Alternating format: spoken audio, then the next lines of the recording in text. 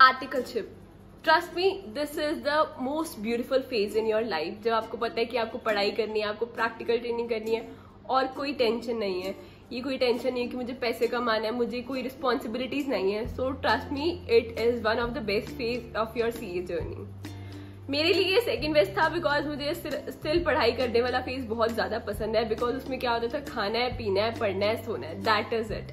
But articleship का भी अपना अलग मजा होता है बिकॉज सीए कोर्स इनकम्प्लीट है। कि अगर आपने आर्टिकलशिप नहीं करी है, उसके बिना CA course is definitely incomplete. Because CA course design ही इस वे में हुआ गया है कि आपको आर्टिकलशिप करनी है, आपको प्रैक्टिकल नॉलेज लेनी है, आपको प्रैक्टिकल एक्सपोजर लेना है, तभी आपको पता चल पाएगा कि आप आगे जाके क्या करने वाले हो।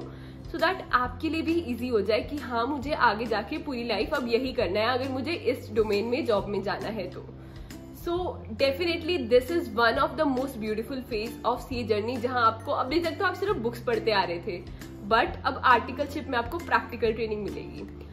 Now coming to the question is कि आर्टिकलशिप में क्या मैं फाइनल की स्टडीज कैसे मैनेज करूंगा, क्या मैं मैनेज कर भी पाऊंगा या नहीं। So do not worry, in this video I will be explaining कि आपको आर्टिकलशिप में फाइनल की स्टडीज कैसे मैनेज करनी है। Hi everyone, welcome to my YouTube channel. My name is Tanvi Sukhija and I am on a mission to help students and freshers to launch their career in the professional world by rising from mediocrity to excellence. सबसे पहले तो trust me, ये आपकी journey बहुत यादगार रहने वाली है। You will find amazing friends, amazing seniors here. आपको हमेशा ये याद रखना है कि आपको यहाँ पे नेटवर्किंग करनी है। आपको जितने भी डाउट्स हैं ना, even of the silliest of your doubt, आपको अपने मन में कुछ नहीं रखना है, आपको पूछना ही है। और यहाँ पे ना आप बहुत सारे लोगों से मिलोगे, बहुत सारे क्लाइंट से मिलोगे, तो आपको वर्किंग नॉलेज पता चल जाएगी इंडस्ट्री की कैसे होती है। तो आपके लिए डेफिनेटली इजी हो जाएगा आगे जाकर। जब आप सीए बनोगे तो आपको कॉन्फिडेंस रहेगा। ऐसा नहीं होगा कि आपको कॉन्फिडेंस नहीं आएगा। आर्टिकलशिप आपको आपकी एज से पहले ही मैच्योर कर देती है। आपको पता चल जाता है कि हाँ, अब ये वर्किंग नॉलेज है, ये मुझे डील करना है एंड ये सब करना पड़ेगा। नाउ कमिंग टू आर्टिकलशिप 2 साल की होती है। इसमें से आप फाइनल की स्टडीज कैसे करो, या सिर्फ फाइनल की स्टडीज करनी चाहिए, कुछ और एक्टिविटीज करनी चाहिए या नहीं करनी चाहिए, तो do not worry, I will be explaining all this in this. And trust me, no books can ever replace the practical knowledge. So अगर आपको सोच रहे हो कि आप डमी आर्टिकलशिप कर लोगे और अच्छे से पढ़ाई कर लोगे, do not do that, do not make that mistake. Because जितने भी आप बुक्स पढ़ लोगे, आपको प्रैक्टिकल नॉलेज नहीं आ सकती है, वो आपको काम करके ही पता चलेगी। कमिंग टू पॉइंट कि मुझे सीए फाइनल के साथ कैसे करनी है आर्टिकलशिप, या फिर आर्टिकलशिप के साथ साथ मैं कुछ और नहीं कर सकता क्या, तो एक आपकी extra curricular activities. First 6 months of articleship आप सिर्फ 2 चीजों पे ध्यान दो, आपकी एक्स्ट्रा करिकुलर एक्टिविटीज और आपका आर्टिकलशिप का काम।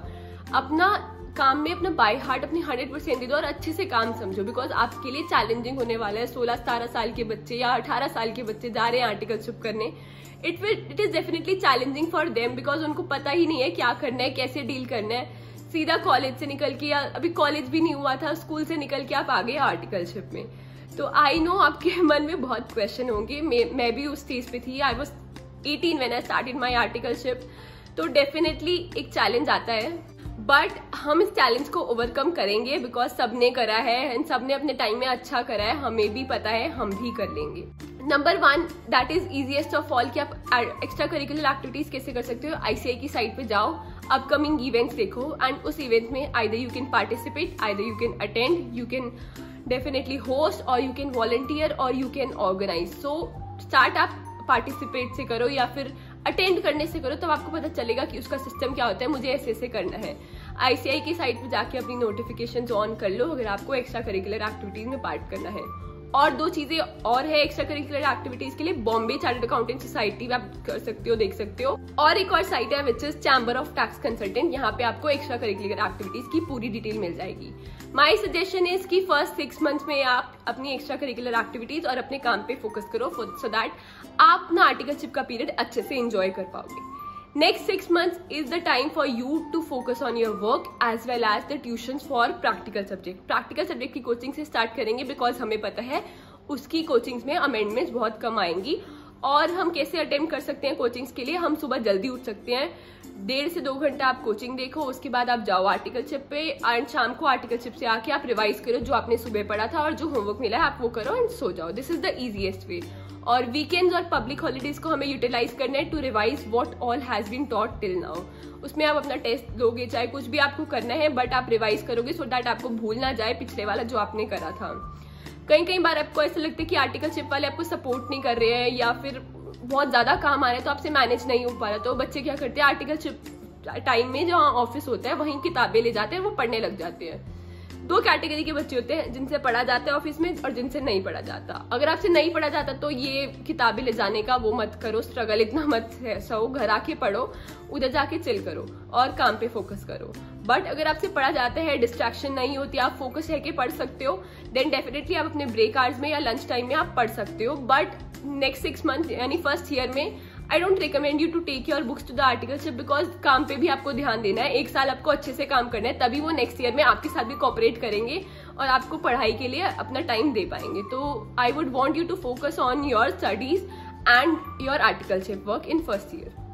Coming to second year is the time जब हमको पूरा अपना फोकस और प्रायोरिटी अपनी सीए फाइनल की पढ़ाई पे देनी है। सीए फाइनल की पढ़ाई पे कैसे देनी है?